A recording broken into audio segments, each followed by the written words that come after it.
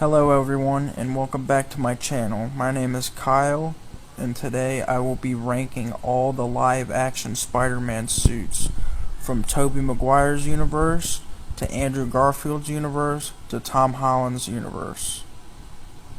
First, let's start with the Raimi suits. So the classic Tobey Maguire 2002, 2004, 2007 suit, it has to go in S tier.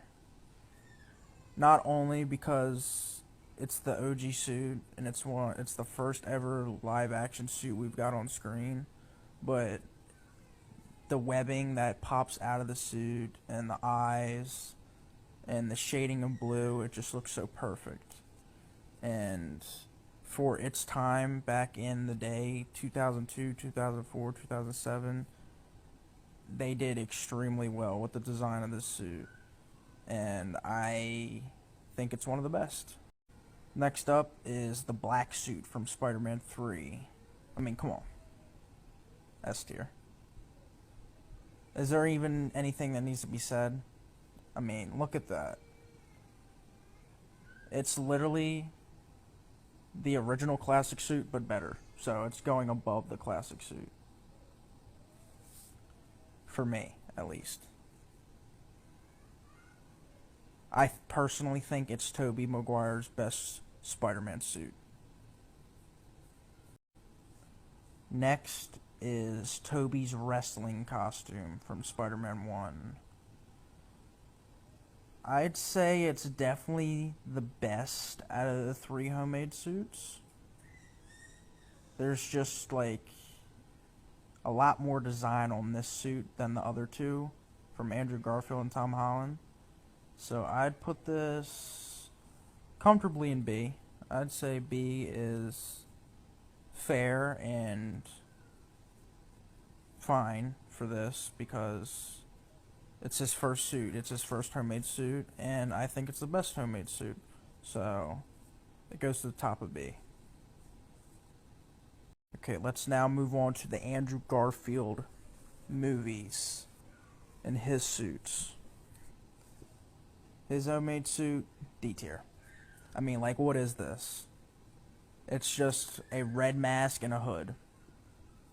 It is god awful. Probably the worst looking suit on this entire tier list. So, enough said about that. It's garbage. However, the Amazing Spider-Man 1 main costume is really good. And I'd say it's either top of B or low of A. I'm going to go top of B for right now. Maybe at the end we'll change it around. Top of B seems right though. Just like, I don't know what throws it off for me. It would be like top of A if the eyes weren't yellow. That's what is very bad about this. The only really bad thing about this suit. Everything else is great. I love it. And speaking of perfect suits, the best suit is easily the Amazing Spider-Man 2 suit. Without a doubt. The most comic accurate and the most best designed that we've ever gotten out of a Spider-Man live action suit. In my opinion, nothing has beaten that yet. And it is like ripped straight from the comic book.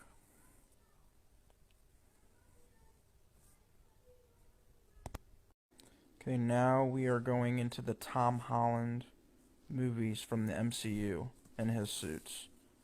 He's got a lot because he has changed his suit 20 different times now for whatever reason. Poor writing, and yeah. Anyway, enough of that. His homemade suit arguably can be top of D tier, but I will be nice and say C tier. I think it's not as bad as Andrew Garfield's homemade suit, but it's up there. The goggles and the hood, it's just like I don't know, it does not work for me at all. It doesn't even look like a Spider-Man suit from the mask, if we're being honest. The goggles is like, ew.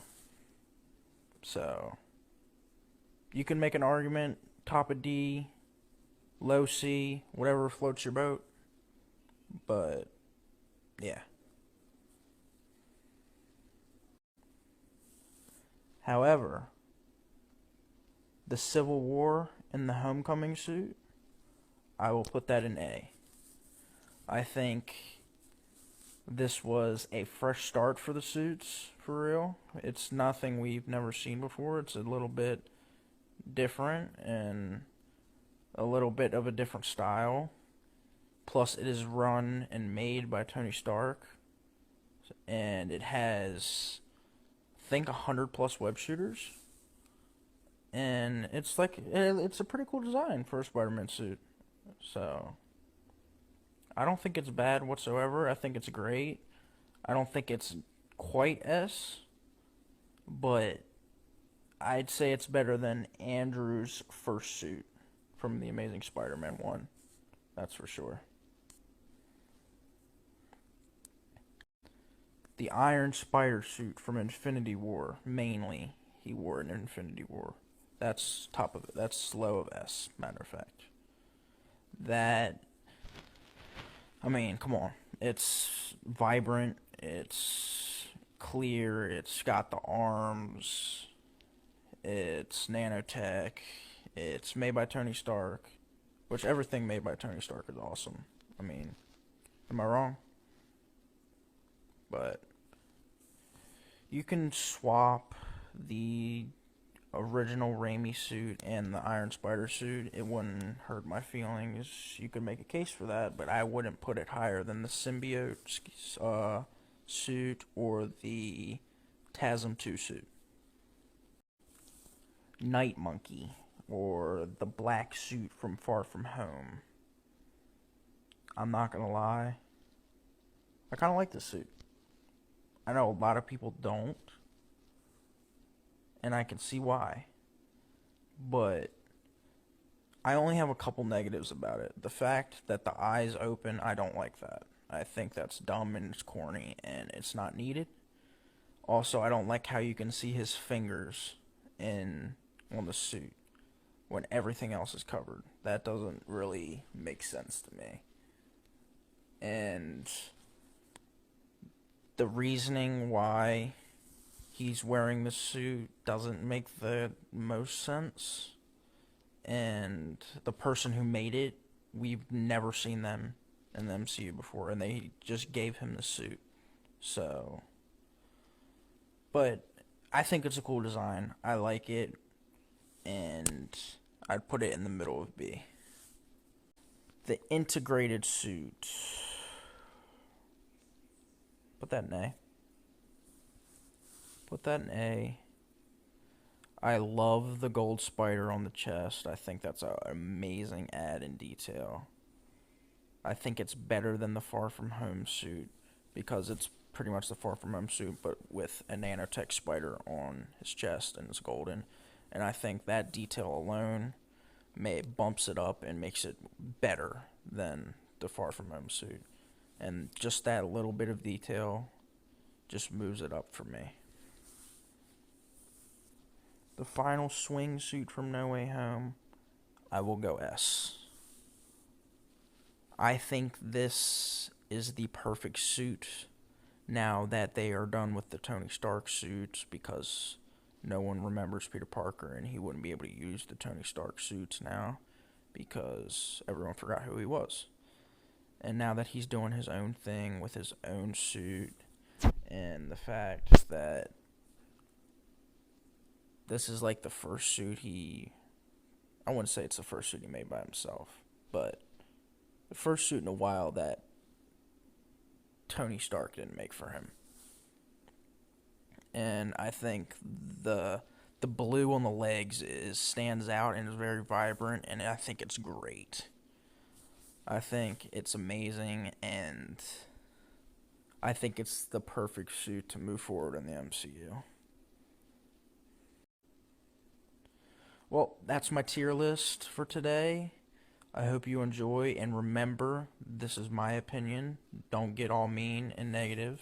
Just because I have an opinion, you are entitled to your own opinion. And